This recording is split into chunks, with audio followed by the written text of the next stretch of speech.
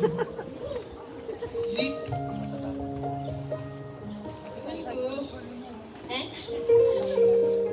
could say it all started sa prayer.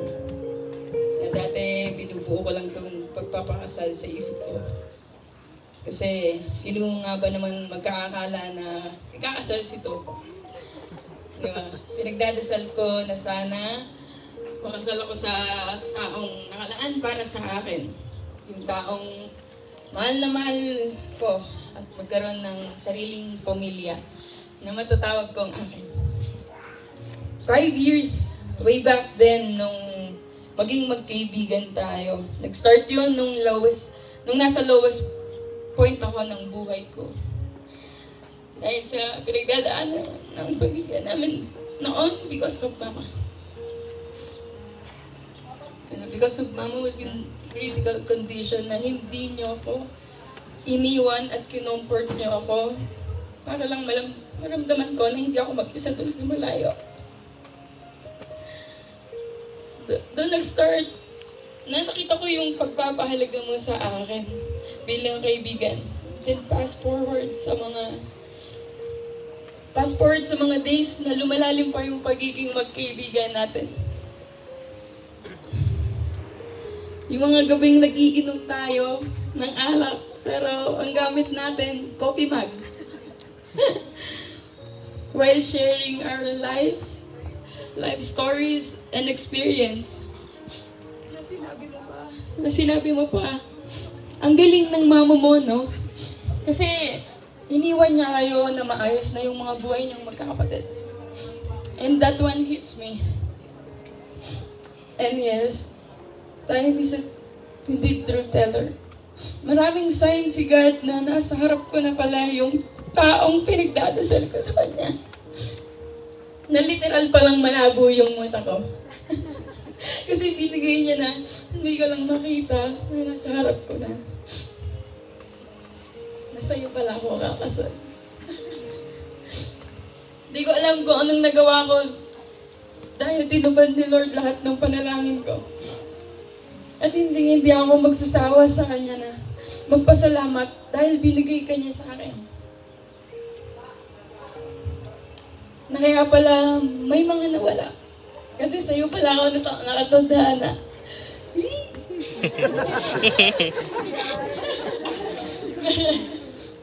Bal, thank you for helping me let go of the pain in the past. And helping me to heal and making me whole again.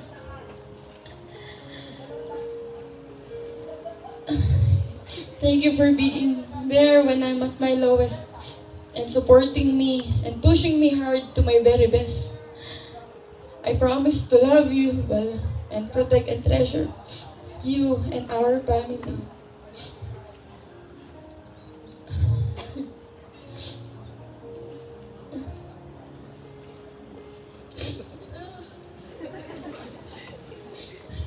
Sabay natin na sosolusyonan at haharapin pa lahat ng ups and downs sa relasyon natin at family.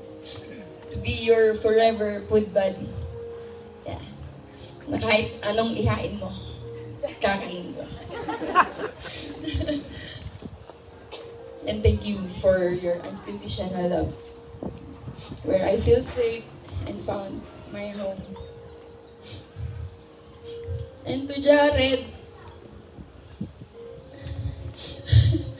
I promise na nandito lang ako palagi sa inyo ni Mami. Salamat sa pagtanggap sa akin bilang partner ni Mami. May the Lord continue to bless our new journey, being a lifetime partner. And sana in the future, kapag pumuti na yung buhok natin, habang umiinom ng kape, habang nagre-reminisce sa mga pinagdaanan natin, masabi natin, mahirap, pero kinaya natin. I love you, Badko.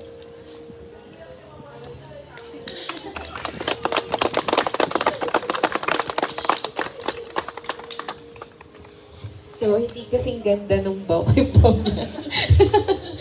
Ayun. Hi Bal, how are you? In Dubai, nalito na ako. Kinakabahan po talaga ako.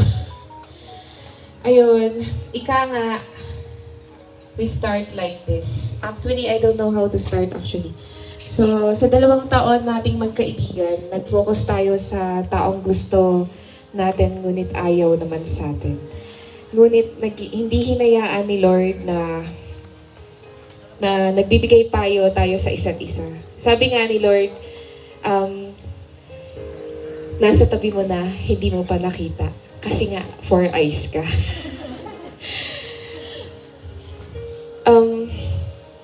Noon pa man, hanga na ako sa'yo kung paano ka magmahal, mag-aruga sa iyong kapareha. Doon, nag-umpisa yung tinatago kong pagtangi. Nasabi ko sa aking sarili, sana may magmahal din ng katulad niya sa akin. Damdamin ko'y aking tinago upang iyo'y di mapansin. Sigla ko'y lumalabas pag minessage mo na ako. Tol, yosi mo naman. Isang tawag mo lang, tumatakbo agad ako. Akala ko nga hanggang paghanga na lang ako. Di ba pala huli ang lahat para sa akin? Salamat Bal sa walang sawang pagmamahal. Pinaramdam mo sa akin, hindi lang sa akin kundi sa pamilya ko at kundi sa nag-iisang anak natin na si Jared.